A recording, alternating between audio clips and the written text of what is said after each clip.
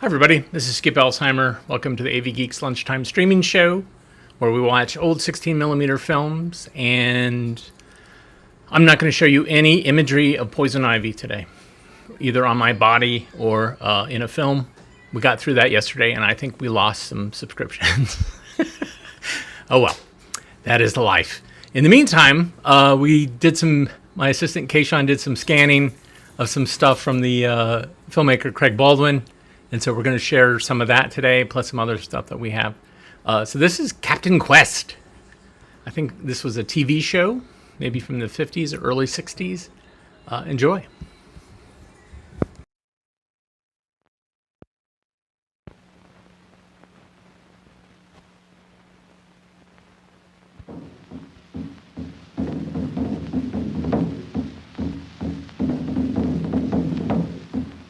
Captain Quest and his junior explorers journey to distant lands and learn of things both strange and real. Explore the world.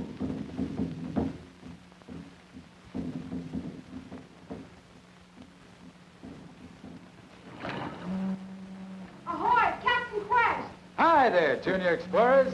Come aboard. Jane, Tommy. Well, you're just in time. I'm about to go on another expedition. Where are you going, Captain Q? I'm going to do some fast traveling to many parts of the world, Jane. First, I want to go to a rope ranch. How about it? You want to come with me? We do want to go with you. Is it a strange kind of place, Captain Q? Yes, Tommy. A rope farm is a mighty strange place. But of course, they don't grow rope as we know it. They just grow the material from which ropes are made. After that, we're going to go to a snake farm. There, they really raise snake. Oh, this is going to be a wonderful expedition. This is what I call real adventure. Well, sometimes people need a special product that can only be raised in one part of the world. That's why we have many unusual farms. Discovering those farms is a real adventure. We want to explore everything in the world. That's why we're junior explorers, Captain Q. Well, we can't explore every unusual farm in the world. Not this time. But I picked out a few that should provide us with some exciting experiences. In countries with hot climates, there are coconut farms, or plantations as they call them. The coconut is one of the most useful plants in the world. Besides producing nourishing and tasty fruit, people get oil and soap, many other products from it.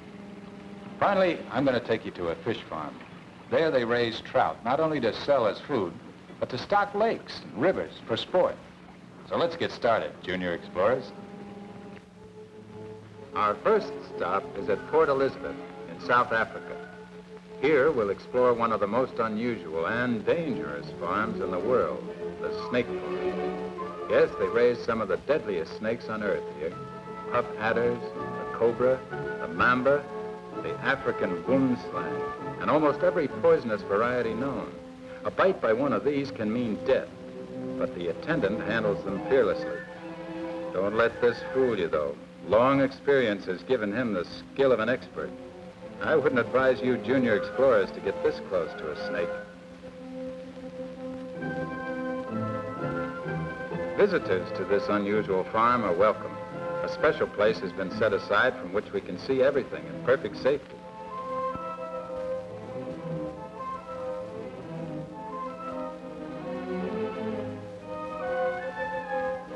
The snakes, some of them brought here from far-off places, are exhibited by the attendant, who also explains why such an unusual farm is needed.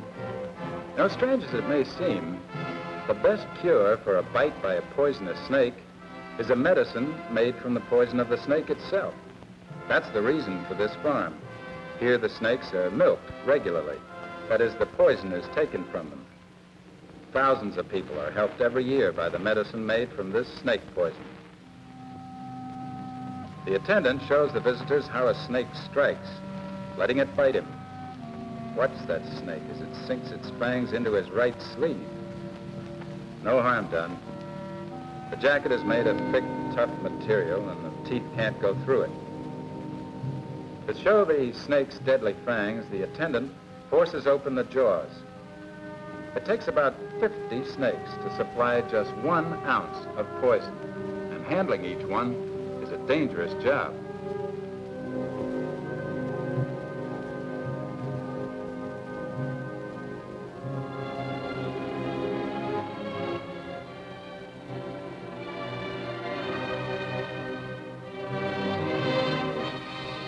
Milking, or extracting the poison, is a simple process if you know how.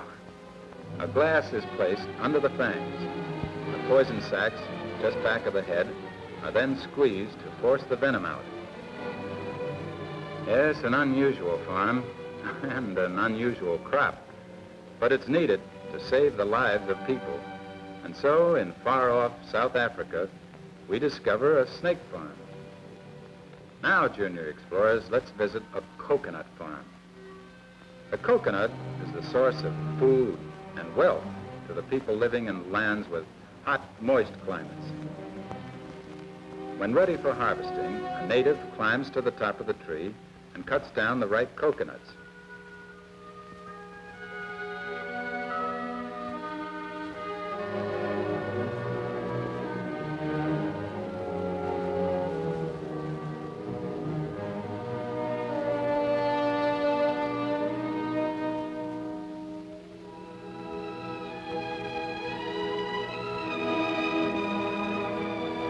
Later, the nuts are gathered and brought to the husking yard. And here, on a sharp steel spike fixed in the ground, the green outer husk of the nut is ripped off.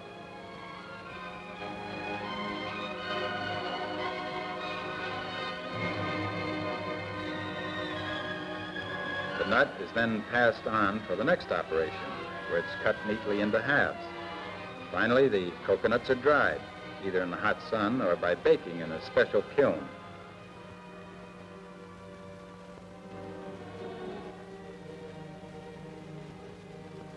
From the coconut tree, the people get wood for houses and furniture. From the leaves, baskets and thatching for roofs. The fibers from the husk are woven into ropes, mats, and sandals. The nut itself gives food, and oil, soap, feed for cattle, and many more products. Without doubt, the coconut tree is the most valuable tree in all of the tropical world.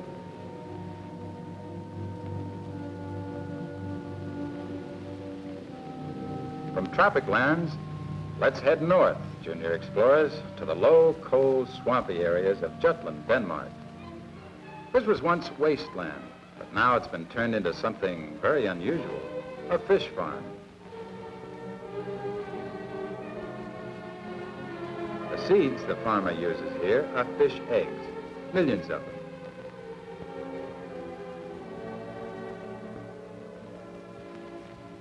Eventually, these eggs turn into tiny fish. The small fry are placed in ponds where they grow rapidly and safely, for there are no big fish to eat up the little ones. When they've grown bigger, the young fish, or fingerlings as they're called, are taken out again and moved to still larger ponds.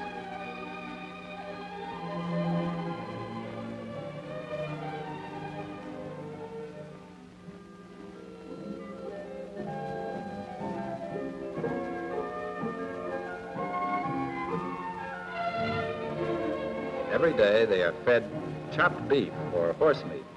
Strangely enough, these little fishes soon learn the time for feeding. They wait at the side of the pond from which the food is thrown to them.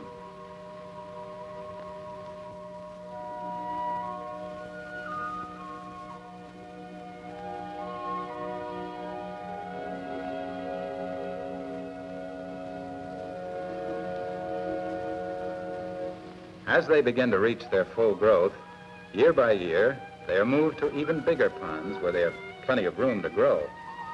Finally, they're big enough to take care of themselves, and that's when they're netted out and loaded into tanks to be shipped to their final homes, a fish market, or a lake or a stream, to provide a meal for someone or sport for a fisherman. Hard work and ingenious ideas have turned useless land into a prosperous and unusual farm.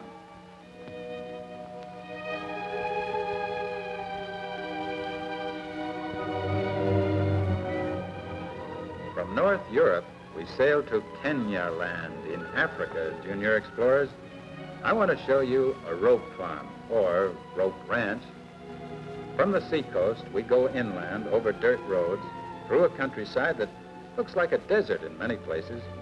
For miles around, we see cactus-like vegetation. These are the sisal plants. From the leaves of this plant come the fibers for making rope.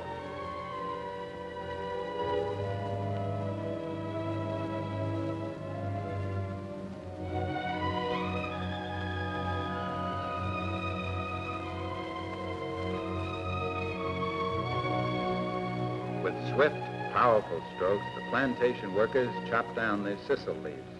They don't look much like rope or even something from which rope can be made. But let's follow this crop, Junior Explorers, and see what happens to it.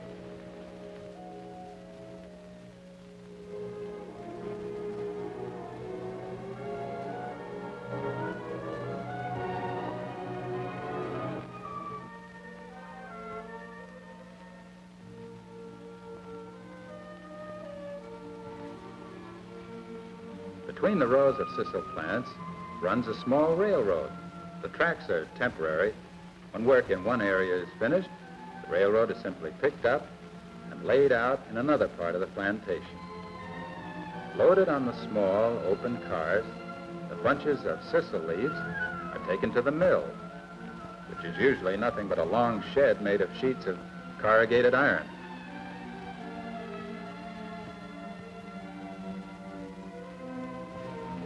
Here, the trains are quickly unloaded and the sisal leaves dumped on a long conveyor belt. Huge rollers carry the leaves to powerful crushing machines which mash and grind the sisal leaves into a pulpy state. It keeps rolling along, and other machines pick the fiber out from the pulp and squeeze out the water.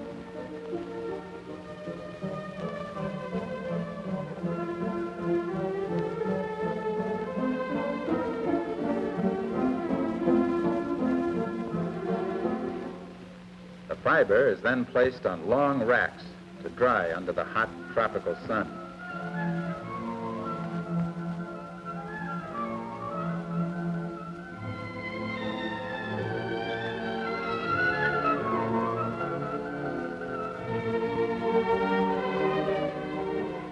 When the fiber is dry, it's pressed into huge bales and shipped to factories all over the world. We've seen some very unusual farms, Junior Explorers. A farm where snake poison is the crop, another where coconuts are grown for hundreds of different uses, a swampland turned into a fish farm, and desert land growing fibers for rope. I wonder if there's anything on Earth from which people can't find some good use, if they just set their minds to it.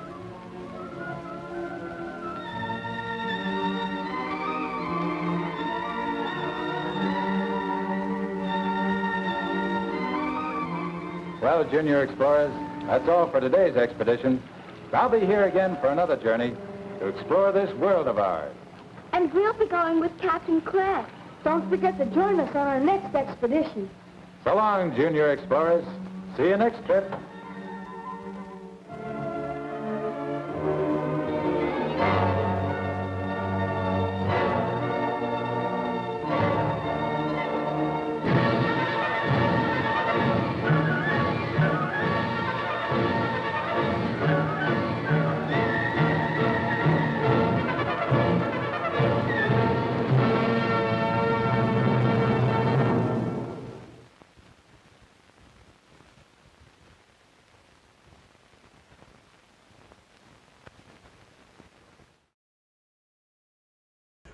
I gotta say, I love that.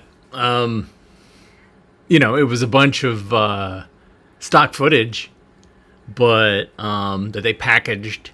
But yeah, that early 50s television is kind of cool. And I'm sure this was syndicated and sold for television stations that were hungry for content at the time. So pretty cool. All right. So this next film is I got reached by this filmmaker who's based in Canada, and he worked on these next two films. And they're both dealing with careers. I don't know if I've shown this one or not. It's funny, like the title, I know it. And I don't know if we've shown it, like, because the title I wrote in my spreadsheet of all the films that I showed said insurance occupations, and this is general insurance careers. So is it possible that I have two separate films about working in insurance? I don't know. I'm kind of excited. Let's find out. Enjoy.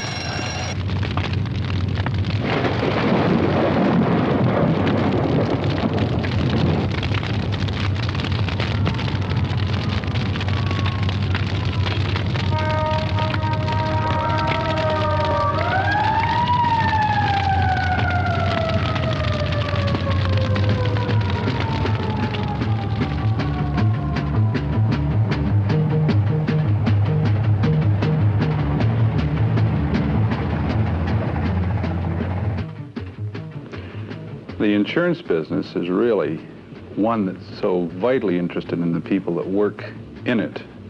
It can't function without the proper people. Nothing moves without the proper people. We're concerned about this.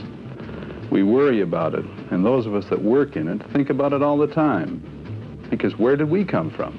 How did we get here?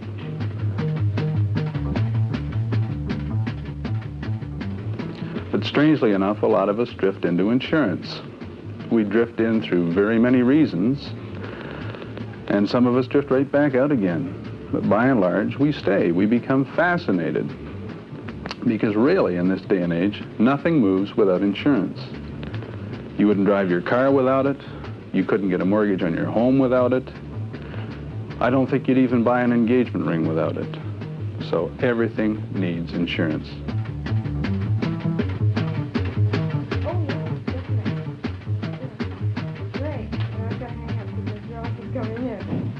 Okay? Bye-bye. Yes, sir. May I help you? Good afternoon. My name is Ross Cation. I have an appointment with Mr. Peter Roberts. Yes, sir. Have a seat for a moment, and I'll ring him. Thank you.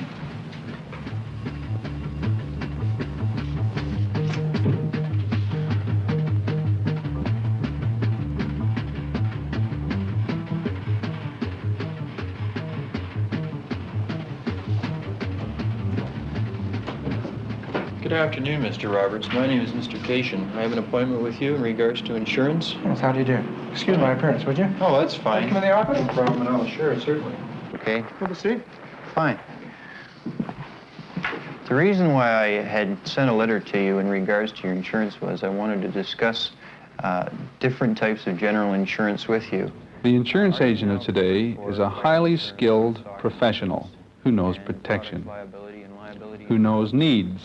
I'll accept He runs an efficient organization or he won't survive. Premises or products? You pay for protection, and it's his job to see that that protection applies. What type of products do you make? I have a catalog here which describes the items that we make. We manufacture basically automotive racing accessories, suspension parts, wheels, headers. Products liability coverage covers you in the event of an accident for defective parts caused by your parts being in the car. Do you mind if I took this with me then, and we'll take it to our underwriting department? We'll have the underwriters and myself will go over it, and we'll be back to you in a week to 10 days with the quote on the insurance. That would be fine. Underwriting. Well, hi, George. How are you? Good. 23 building, yes. Where is it located? West Hill. Is there any fire protection? I've been working in the underwriting department as a clerk for the past 3 weeks. Although I do not plan to remain as a clerk for I'm now taking night classes in automobile and fire insurance, along with the basis of the insurance business. And this, with my work here in the office, I hope will enable me to become an underwriter. Well, George, I can't give you an answer on this. I'll have to check this out. Could I call you back? Thank you. Bye.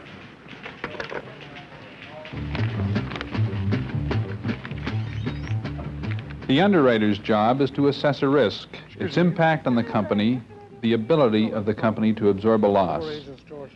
Every underwriter has to look at every offering as if it was going to be totally destroyed the next day. He has to try to assess the correct premium to charge for that risk, and he has to assess what forms of protection the company can afford to provide.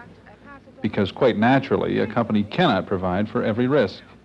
Even though one of the earliest orders in the insurance business is to protect me for everything, quote, unquote. What's the problem you have, Brian? The agent, George Lake. Oh, yeah. He's writing, he wants to know if we would accept a two-family dwelling. It's been converted in 1934. If we would accept it at standard rates. It was converted in 1934, In 1934, right? yes. Has he had any prior insurance on it? No, he didn't. He didn't, eh? No. This is the first time they want to insure it. Yeah. Has he seen the dwelling? No, I don't think he has, no. He hasn't, eh? No. Well, it might not meet our requirements right now. I guess you don't know anything about the construction Well, it's building. a brick veneer building. Yeah. Tell the agent not to bind us until we have the inspection through, okay? Yeah, I think the best idea here would be to get an inspection, Brian. What about an electrical and heating? Would you like one of those? Yeah, we should get one of them. Special attention to that. Okay. And I think Peterson's would be the best company to handle it. Oh, yes, they are. Thank you. Okay. Peterson, you said? Yeah, Peterson. Customer service, Mrs. Bowles speaking. Yes, Mrs. Erdman, and can I have the policy number, please?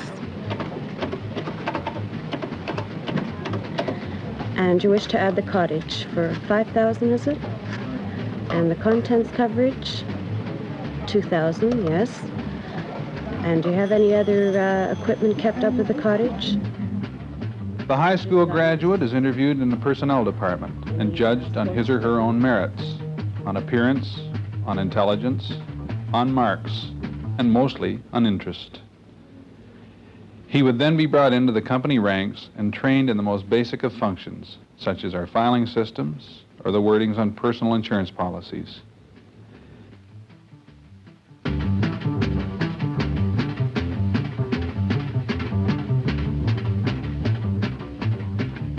He would be required to serve an apprenticeship until someone in a senior capacity decided that he was ready for more responsibilities.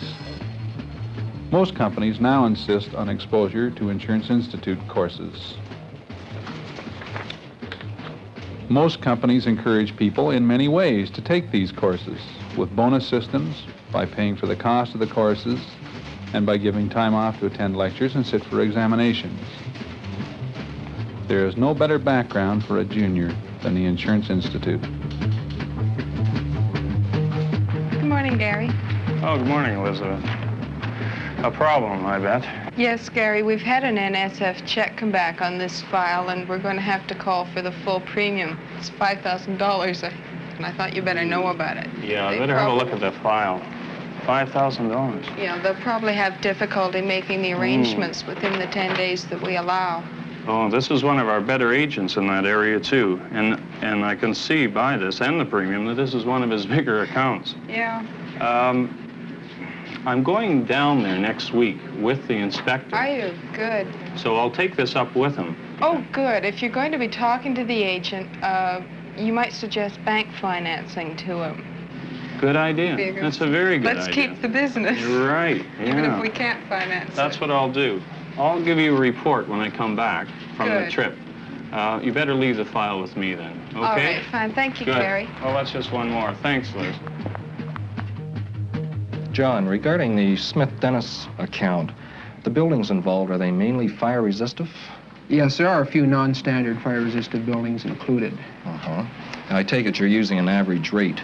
We are. It's basically the CUA rate. The insurance broker is the representative of the insurance buying public. Legally, he has no responsibility to the companies that he sells the business to. But in actual fact, he has a great deal of respect for the insurance market and knows the market conditions thoroughly. 5 years and all information on all the buildings. Jenny, could you bring in those two plans for locations 14 and 16?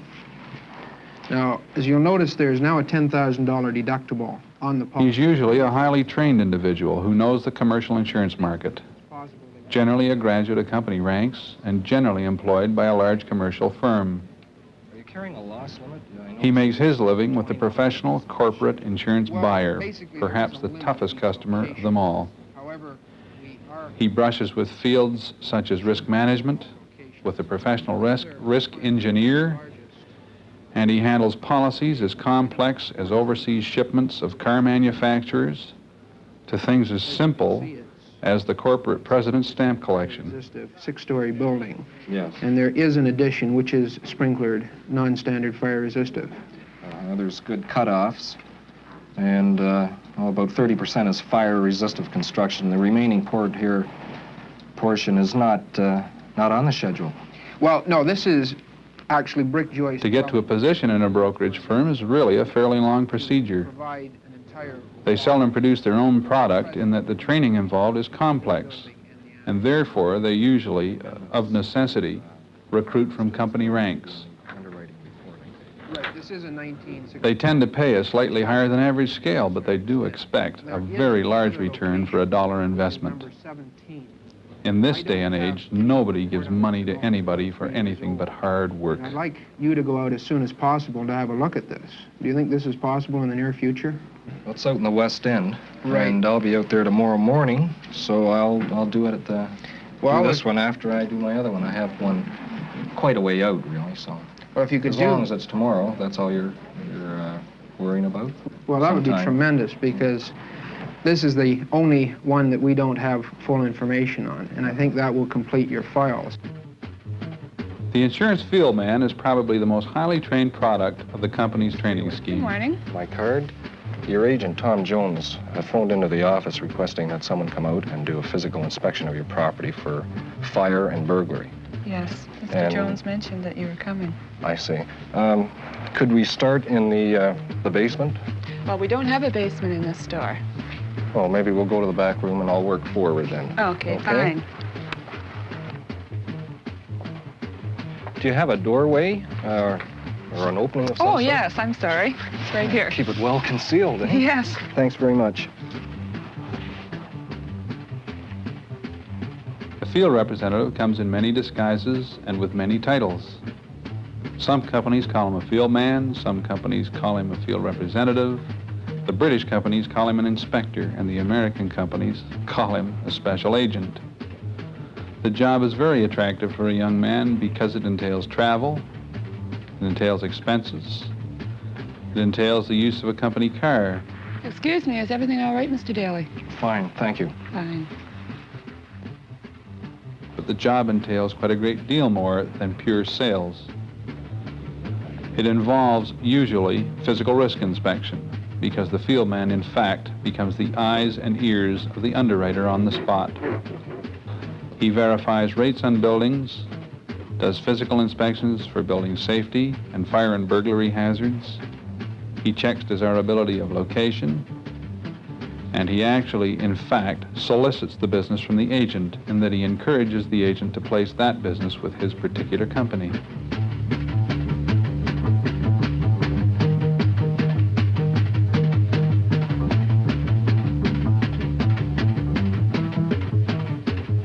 Now, you'll notice that this vehicle, we just have to stand back and look at it, and we can say that it is a apparent total loss.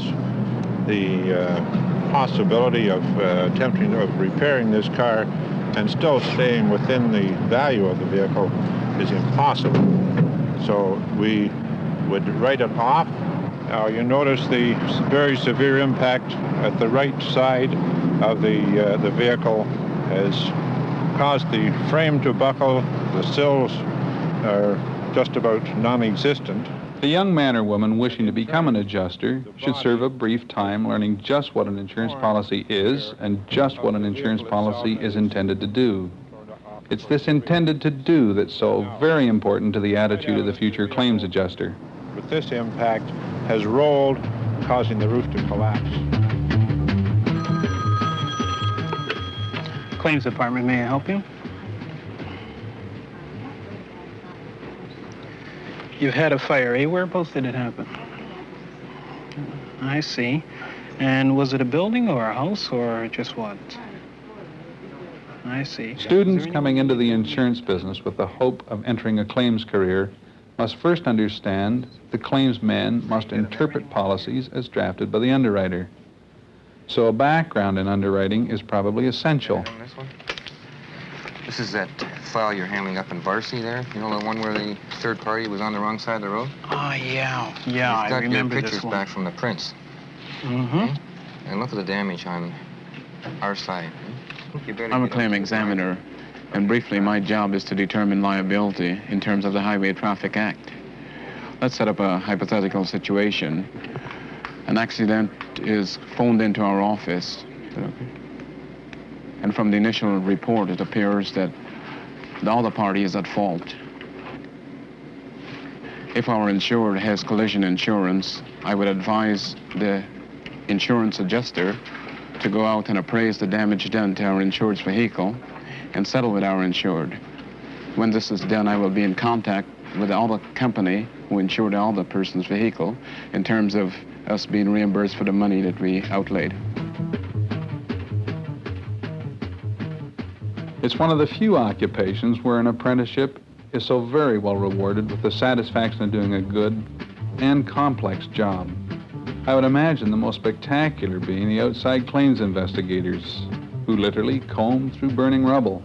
There are also the men who go and investigate accidents of all descriptions.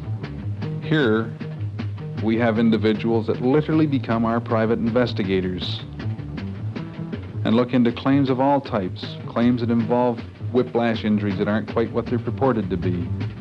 This occurs. After all, we are handling the public's money. We're responsible for its distribution. We look for people with imagination. We really look for someone with interest. If we attract someone who shows an interest in our business, we see that that interest is encouraged and developed. In fact, it's cherished almost. Where is it going to go in the future? We like to think up.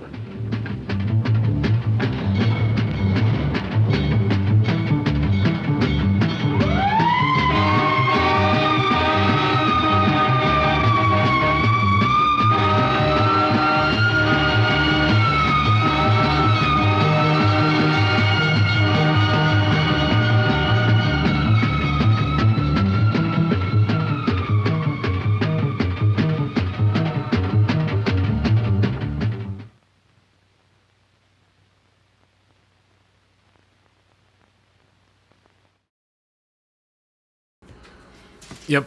I still don't know if I've seen this or not. I feel like I haven't. At least with the show. I think I've seen it when I just watched it individually.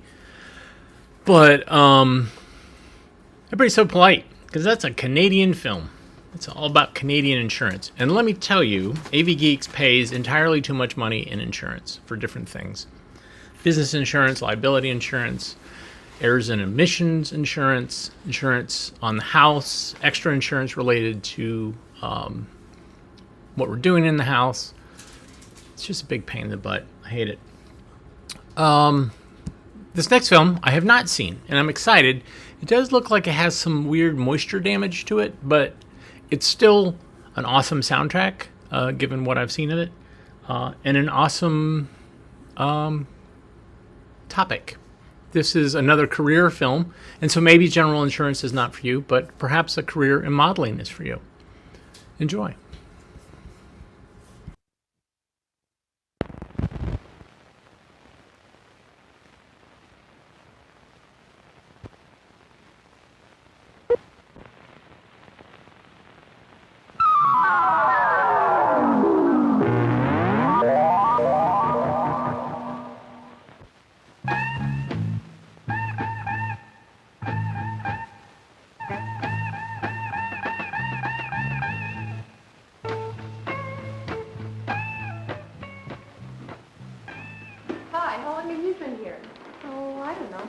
while, I guess. Meet you after? Okay. Will you all get into position now, please? We're going to do an exercise for relaxation. Stretch back as far as you can. Come down, relax. Down and stretch and stretch. Would you like to come in and sit down?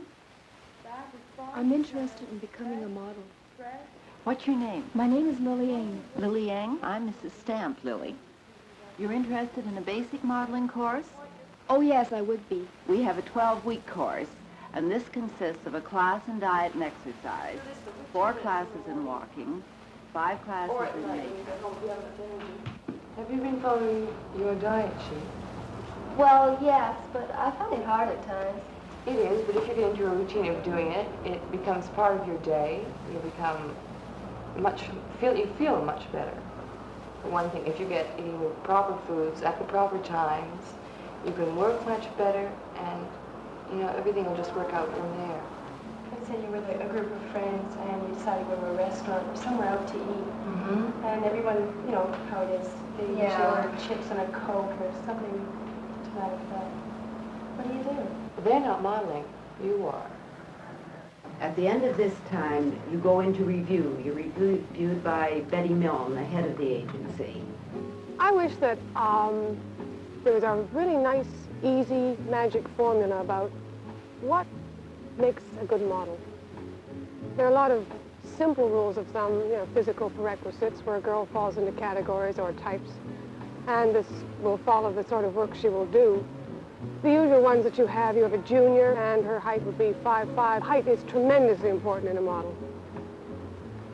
She can be 5'5" as a junior, which means it's rather 17 magazine. She's cute, and she smiles, and she's got great white teeth and round eyes. Well, we've scheduled you into the class tomorrow night, and we'll see you then. Oh, 6:45, isn't it? The next category is about 5'7". You call her a missy or a junior miss. And she has the same kind of face, a little more mature. She looks about 22, perhaps. And then you have, which is always considered the best of all possible worlds, or the top echelon in a model, the sophisticate. And she should be anywhere from about 5'8", 5'10" now, 5'11" even, with very hollow cheekbones and a more exotic sort of face. Now, girls, before we start our 10 posing classes, I'd like to find Linda. Well, I guess it was about a month ago now. I did some work for a photographer friend of mine, and he suggested that I take a course, so here I am. And how about you, Connie? Gee, I guess that ever since I was old enough to first start reading a fashion magazine, I had a dream of becoming a model. When I finally had an opportunity to move to a larger city, then my dream could come true. Great. Lizzie? Started with a little bit of modeling in Copenhagen, and I came over here about 1 year ago. To become a successful model, you need talent, appeal, and training. A reputable school of modeling will assess your potential and choose your courses. Lizzie, how are you coming along on your diet? Since your physical appearance is of primary importance, it must be properly cared for. You will learn to sit, stand, walk, put on makeup, dress, sleep, and eat. Okay.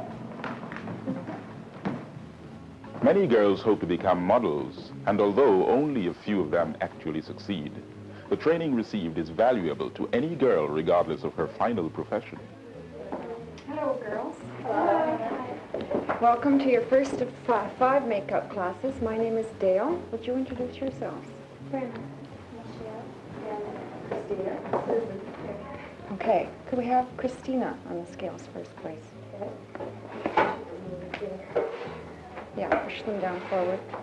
That's it. 118. Okay.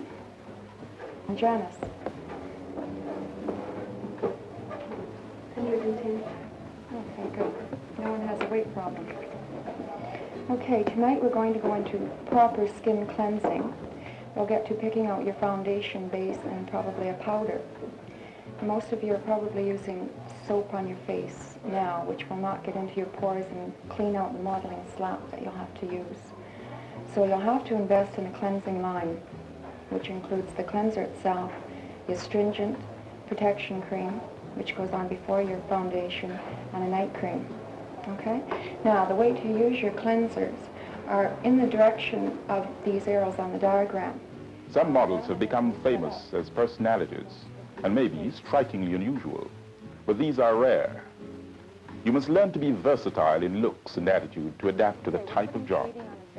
You will depend at times on aids such as hair pieces, spectacular makeup, false eyelashes, and many other secrets models use to look beautiful. Darkness under there. Now, the shading is worked under the bone. Bring it up and around. What do you think, girls? Fantastic, Joanna. Your clips. Oh.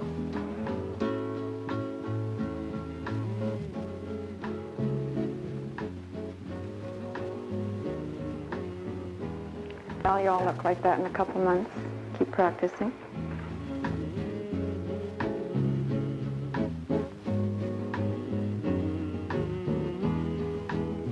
The number is 681, available in 29 different colors of leather, as well as the color you're seeing right now. The wholesale clothing showrooms employ the most models. Fast changes, attractive poses, the ability to show the clothes to their best advantage, along with some knowledge of the merchandise, may all be required of the showroom model.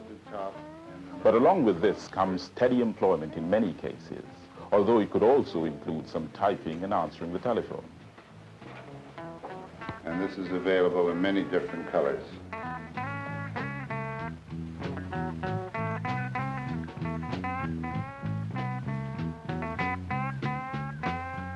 There are many different types of modeling jobs. There are runway models, photographic models, showroom models, catalog models, and models for television commercials, even if only their hands are used.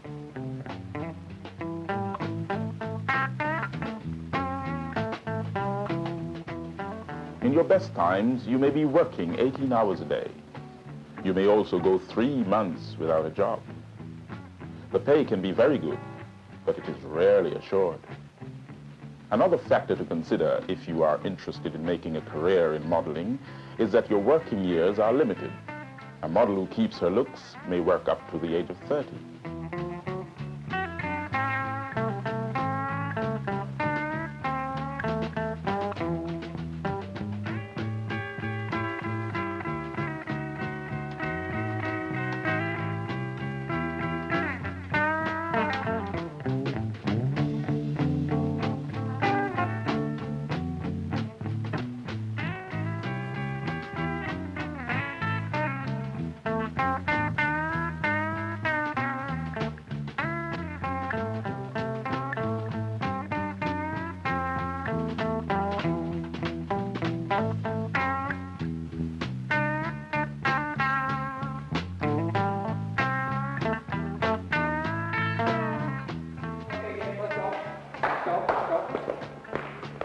Loretta, you're down there, Patty.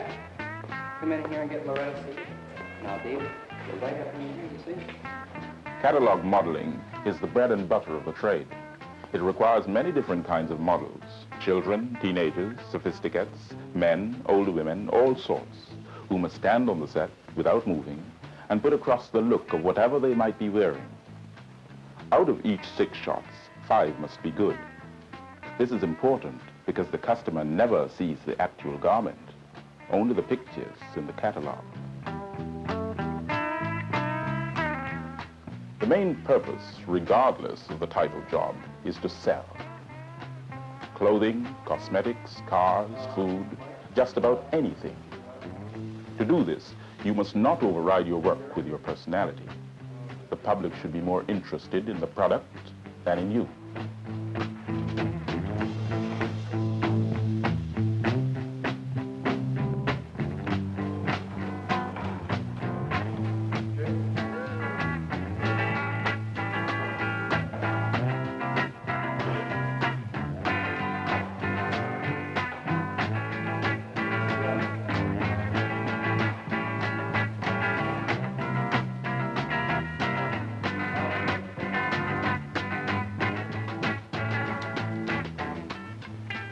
Okay, let's try it once more, eh? Remember, now on 3. 1, 2, 3. Later!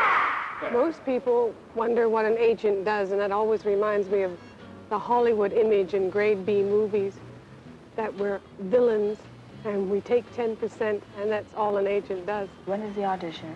I suppose most important part of your job is getting the girl work. Hello, Betty Knowles. How do you Hi, Les. How are you? Good. Yeah. Tomorrow? Location? Yeah. Okay, where are you doing it? Scarborough Bluffs. What is it, fashion? Reasonably high fashion? 2 girls and 1 man. Okay. You have to send her to the right people who would probably like her type best to begin with. Once she starts getting her feet wet and gains a little more confidence, it becomes much easier for her. But it's most important how you sell her. Somebody with dark hair for a good contrast. Then, of course, you look after her negotiations for her money, because talent is very bad at that. And you look after her bookings, more or less traffic managing her day. And there are so many bits and pieces as to what an agent does for the model. She sort of has a place to come home to, I suppose. Who was in here the other day that had longish hair? Ellen Jordan was good. Robin Ward. Did you see him in Spring Fall? He's really good.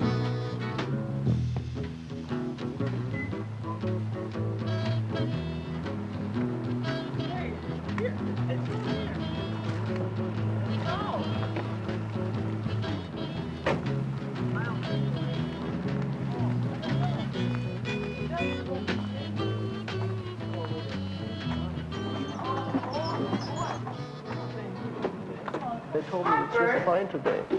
Just in that, I got the models in today. We're probably going to have to shoot them anyway. Would you hold on for a minute, please?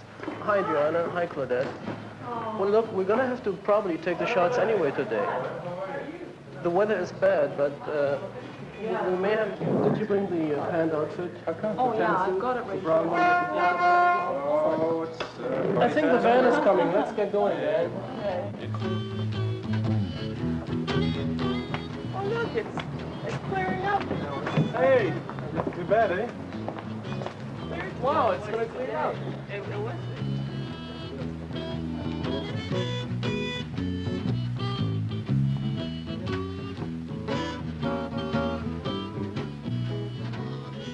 Although some of the jobs are exciting, others are dull and tedious. It is all work.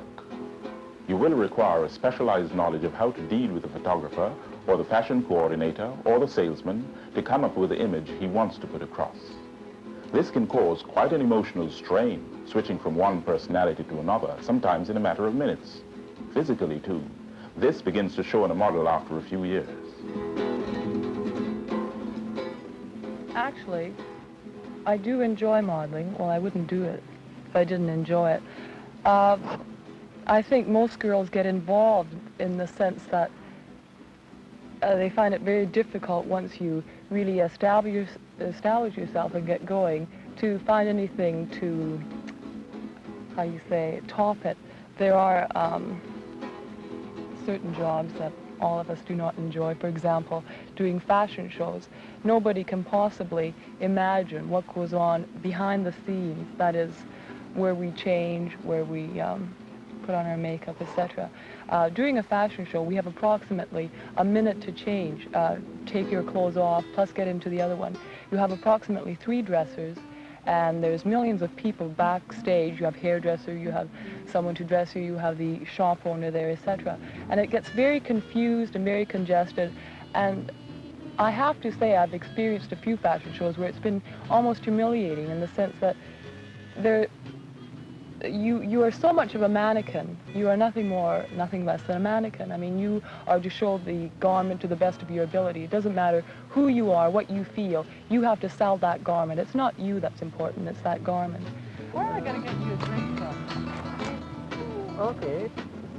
How's this? Oh, How do you like my pretzel? They're ridiculous. They have to be ridiculous. I have to exaggerate it to, you know. Look at the hair. Yeah. You No, made it. really, you have to. It'll make you look good. Yeah. Oh, you're kidding. Yeah, just bring the orange one forward. Yeah, thanks. Can I have my hat, please, monsieur? I think I'm in love with you. Don't lie to her. I've never seen anybody look like you do right now. Bye. It's been great.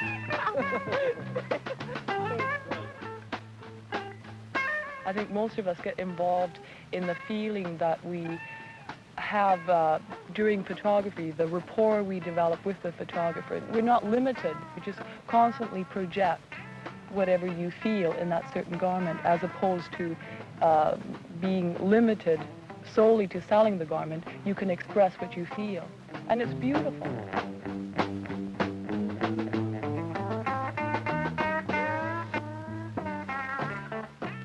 She's got to be one of the most responsible people in the world.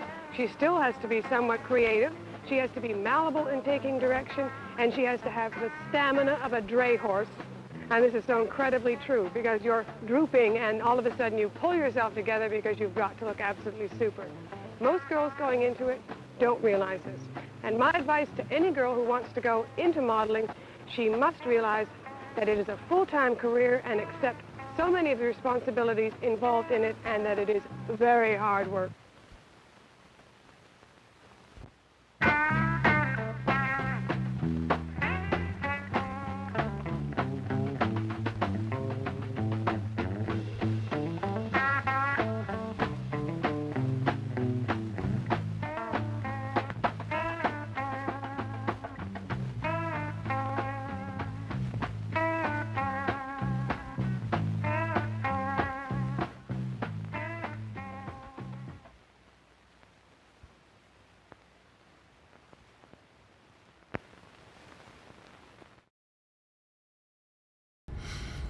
Thanks everybody for the donations. Thank you, Jeremy. Thank you, Zimmerman. Thank you, Gabriel.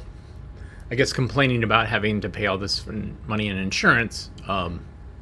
You are helping soften the blow. So thank you for those donations. Yeah, that modeling career film was pretty great. Pretty hip in the beginning.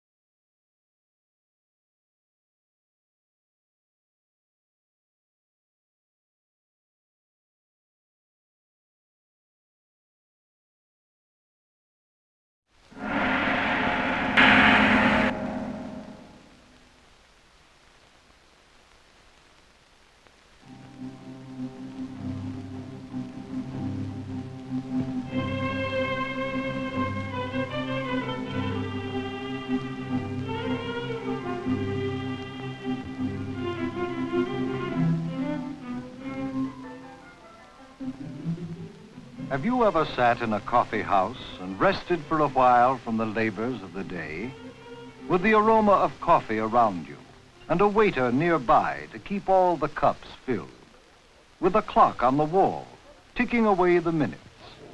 And then from outside, you hear the muted motor of a passing car, the cry of a street vendor, and the cheers of children at play. You hear men like yourself discussing the news in bits and snatches.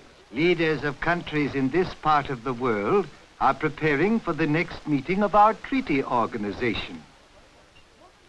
Sometimes the voices are raised and harsh. Why do our governments have to warn us about making mutual defense agreements? And sometimes you hear wise words like those of the Sheikh, who often helps his friends understand problems by telling them the old stories of Nasr ad-Din Hoxha. Come now, Hamid. Perhaps our governments enter treaty organizations because they know of a danger that confronts us. Perhaps they have seen a war elephant headed in our direction. Our country isn't in any danger. We don't have to make any preparations or treaties. Effendi, what did you mean by saying that the threat to our country might be like a war elephant headed in our direction? I was thinking of a famous old story, Burhan, about the time when Nasr ad-Din Hoxha was urging all his friends to unite against a common enemy, and what happened when they did not choose to listen.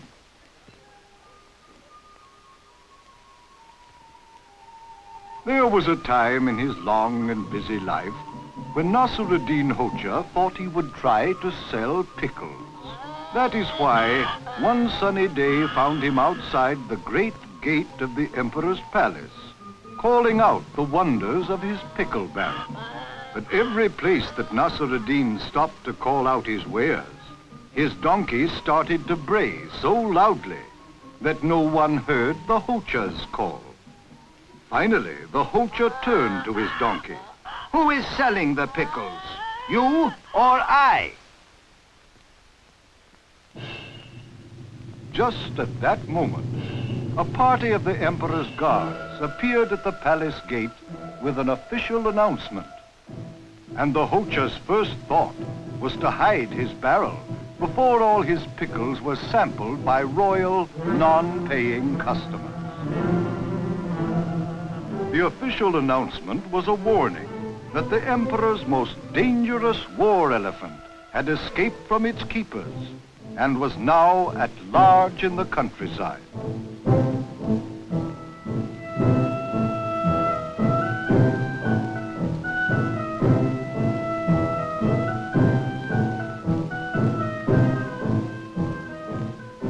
Furthermore, the public should be warned that this war elephant can kill a man at sight.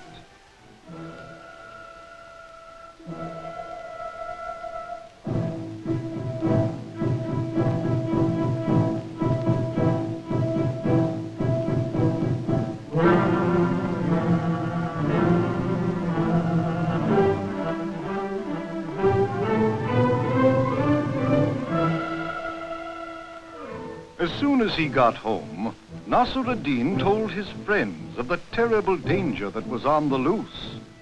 But most of the villagers were not even sure what an elephant was, so they could not share the Hocha's worry about the harm a fierce war elephant could do.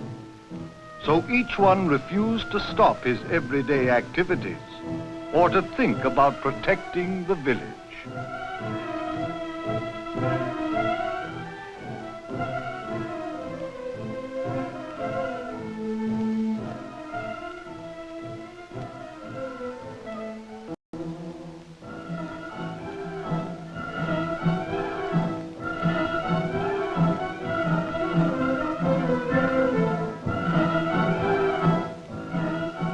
But the war elephant did come to the Hocha's village. And since every man alone was helpless against the beast, and no mutual defense had been prepared against it, the villagers were completely conquered.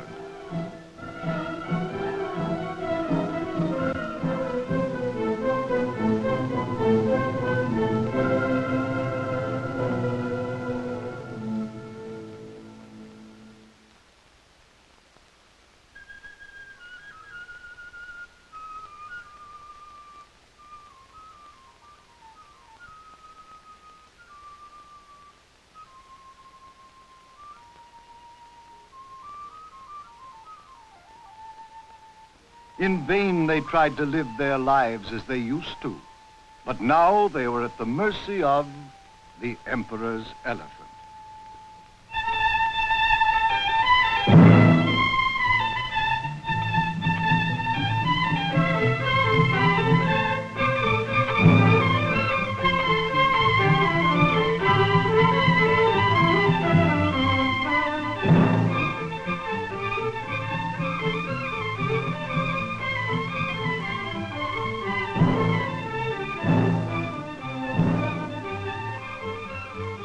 In time, things got so bad in the village that the Hocha's friends risked their lives to gather together and make plans.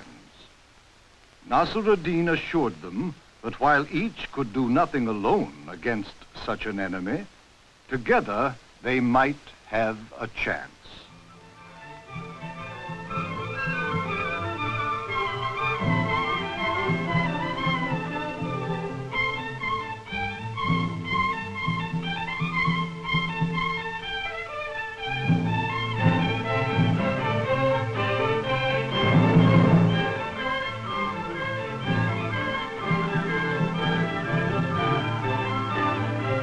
And so the day came in the village when the war elephant was opposed from all directions at once, with the combined wit and resources of many angry men.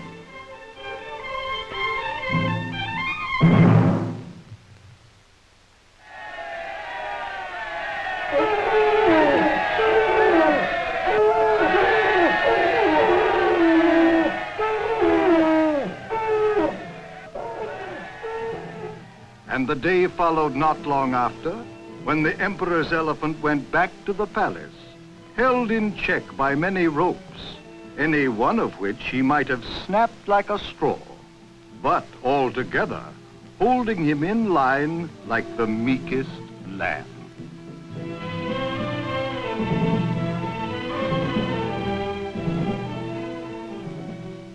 And so it is today. When people or countries make plans together for their mutual defense, each one of them is protected by the strength of all against the evils and dangers of the world. Nasruddin Hoxha believed this. It is something to think about.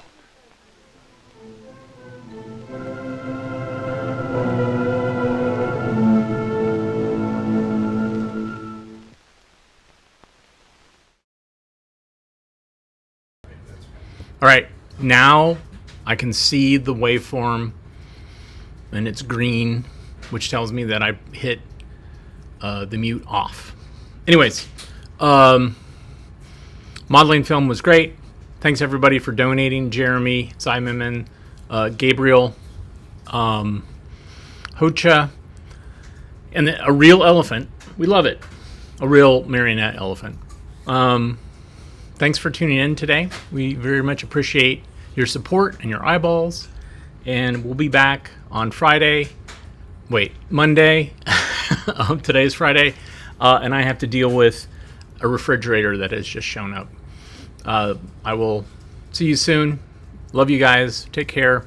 We'll have a great weekend. Bye.